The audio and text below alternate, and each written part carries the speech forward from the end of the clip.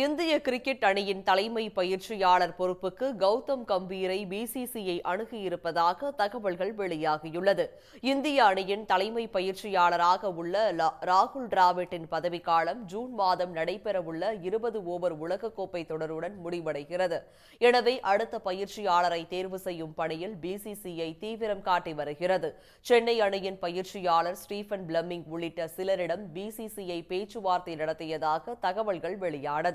ஆனால் ஆண்டுக்கு 10 மாதங்கள் இந்திய அணியுடன் பயணிப்பதில் பிளமிங்கிற்கு விருப்பம் இல்லை என்று கூறப்படுகிறது.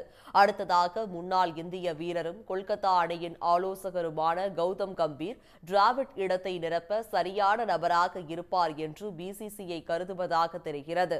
சர்வதேச அளவிலோ உள்ளூர் போட்டிகளிலோ பயிற்சியாளராக இருந்த அனுபவம் கம்பீருக்கு இல்லை என்றாலும் ஐபிஎல் தொடரில் அவர் லக்னோ அணியின் ஆலோசகராக இருந்த 2 சீசன்களிலும் அந்த அணி பிளே ஆஃப் சுற்றுக்கு முன்னேறியது.